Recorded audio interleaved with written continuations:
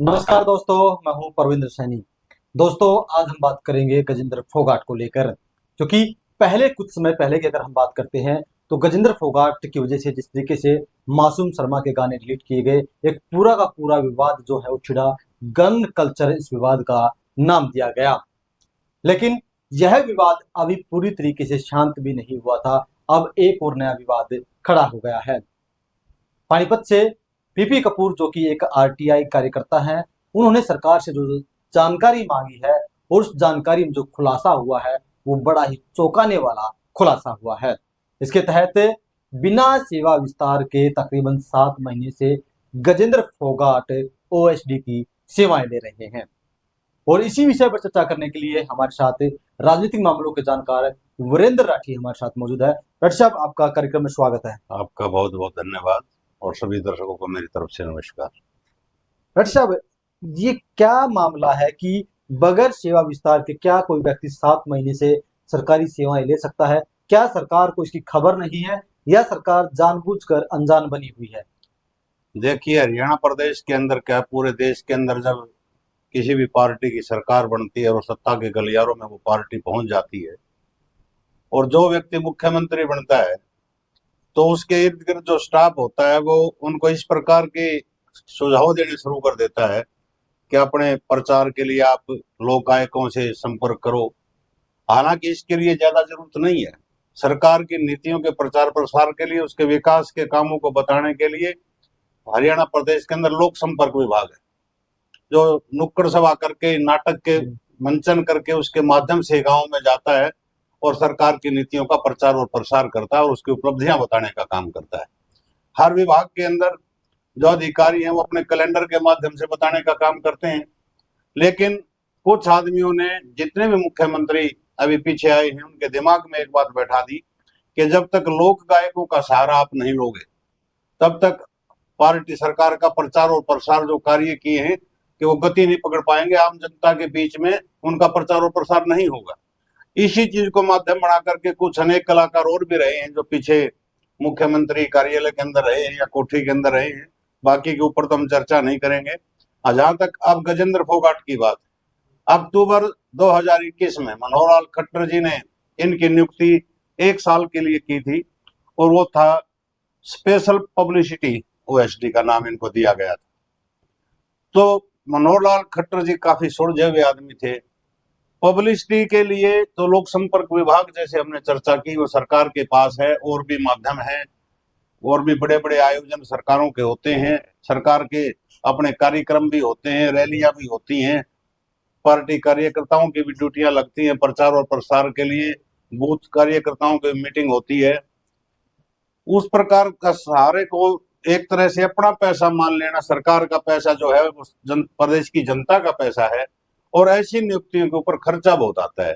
लेकिन मनोहर लाल खट्टर जी ने तो इसकी एक्सटेंड वो करते रहे 1-1 साल के लिए। लेकिन अक्टूबर 2024 से, उसके बाद से इनकी नियुक्ति जो 7-8 महीने से चल रही है वो आरटीआई के तहत, जो आरटीआई का आपने बताया कि पीपी कपूर जी हैं, उन्होंने आरटीआई लगाई, उसमें ये खुलासा हुआ कि इनका कोई भी एक्सटेंशन का लेटर इनका नहीं दिया गया 2024 के बाद।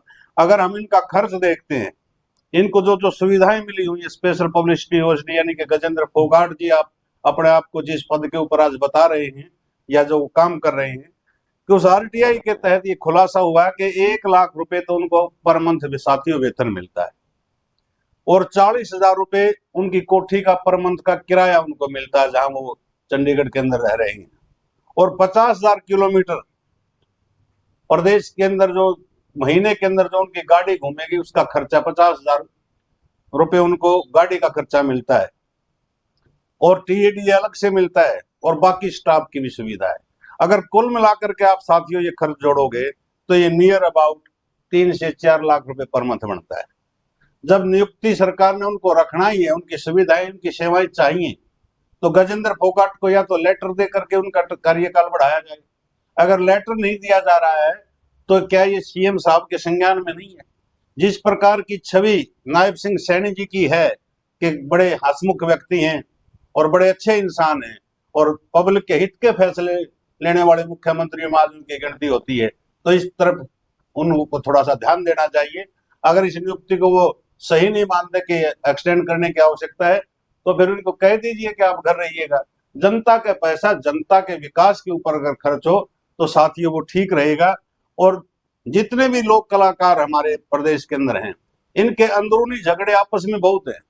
सरकार को उसमें बल्कि कुछ न कुछ ये सहारा मान जाते हैं सरकार का। जिस प्रकार से मासूम शर्मा जी के साथ विवाद हुआ गजेंद्र फोगाट का, उनके कुछ गाने वाने डिलीट किए, हालांकि हमारा इन चीजों से कोई वास्ता नहीं है, ना हम इतने गानों के शौकीन हैं, लेकिन जो विवाद आया उसके अंदर भी नाम इन दोनों के ऊपर विवाद आया। पहले होते थे तो रॉकी मित्तल जी भी होते थे, वो भी चाह रहे थे कहीं न कहीं मेरी भी नियुक्ति इस प्रकार से हो।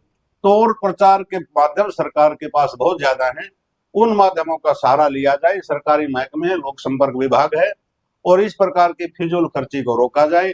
अगर इनकी सेवाएं आवश्यक मानते हैं तो इनका पत्र जारी कर दिया जाए। रट साहब, पिछले दिनों हमने देखा जब इनका मासूम शर्मा के साथ विवाद चला था, गन कल्चर को लेकर एक मुहिम छिड़ी थी, तो उस वक्त सचिवालय में इनका जो कमरा था वो खाली कराया गया था। तो क्या सरकार के संज्ञान में मामला है नहीं, या सरकार जानबूझकर आंखें बंद करके बैठी है?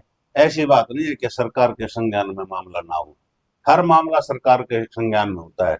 इनकी नियुक्ति किसने की थी? मुख्यमंत्री मनोहर लाल जी ने की थी, तब से ये लगातार उस पद के ऊपर हैं। तो क्या इनकी मुलाकात मुख्यमंत्री नायब सिंह सैनी जी से नहीं होती? क्या सरकार के और उच्च अधिकारी हैं उनके साथ नहीं होती? IAS IPS के साथ नहीं होती? क्या मंत्रियों के साथ इनकी मुलाकात नहीं होती? तो हर एक बड़े ओहदे पर बैठे हुए कर्मचारी को भी और नेता को भी इस बात का पता है कि आज यहाँ इस ऑफिस में है, इनको कार्यालय मिला हुआ है, या कोठी मिली हुई है, या गाड़ी 50,000 का इनको खर्चा मिलता है, 1 लाख रुपए वेतन मिलता है। तो बगैर नियुक्ति पत्र के जो एक्सटेंड किए हुए, विस्तार किए हुए, वो पैसा किस प्रकार से मिल रहा है, अगर वो गलत मिल रहा है तो क्या वो वापस लिया जाएगा, नहीं लिया जाएगा? थोड़ा सा चर्चा सरकार ने इसके बारे में गंभीरता से सोचना चाहिए। डॉक्टर साहब, जो RTI कार्यकर्ता है PP कपूर, उन्होंने भी कहा है कि जो भी ने अब तक पैसा मिला है उसकी वसूली होनी चाहिए। और रॉकी मित्तल ने भी कहा है कि जो इनके ऊपर पैसा खर्च हुआ है सरकार का, वो इनसे वसूलना चाहिए। तो क्या सरकार कोई ऐसा कदम उठाएगी? देखो, सरकार के विवेक के ऊपर निर्भर करता है। अगर सरकार की सहमति से तो ये मामला चला हुआ है, तो सीधी सी बात है सरकार वापस लेगी नहीं। जब सरकार को ये पता ही है कि भाई इसकी नियुक्ति का विस्तार का पत्र तुमने जारी नहीं किया और फिर भी इसको पैसा दे रही है, तो सरकार वापस देने के लिए थोड़ा ले रही है।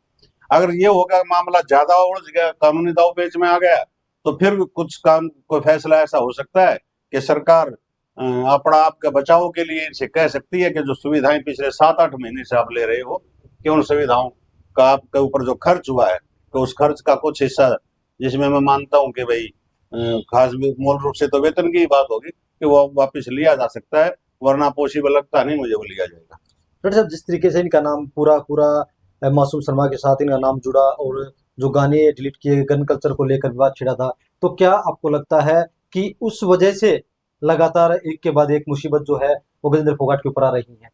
देखिए, मुसीबत तो नहीं, बात क्या है कि एक तो राजनीति, किसी भी फील्ड में आप चले जाओ, वहां हर एक जगह गुट आपको दिखाई देंगे। पहलवानों का मामला आता है तो पहलवानों को आपने 2 गुटों में बटे हुए देखा। आज सरकार के अंदर मंत्री, कुछ MLA का आप देखोगे तो जो MLA मंत्री नहीं बना, जो मंत्री बना वो उससे नाराज है कि इसका नंबर क्यों पड़ गया, मेरा नंबर क्यों नहीं पड़ा। तो यही बात यह है कि लोक कलाकार है, जितने भी सारे लोक कलाकार है, सभी चाहते हैं कि मैं सरकार के नजदीक लगूं, या मुख्यमंत्री जी के बगल में जाकर के बैठूं, कि उनके कार्यालय के अंदर या सचिवालय के अंदर मेरा भी ऑफिस हो, मेरे को भी कोई बड़ी जिम्मेवारी मिले। उसमें ये दाव लग गया कहीं गजेंद्र फोगाट का, कभी किसी और का लग गया।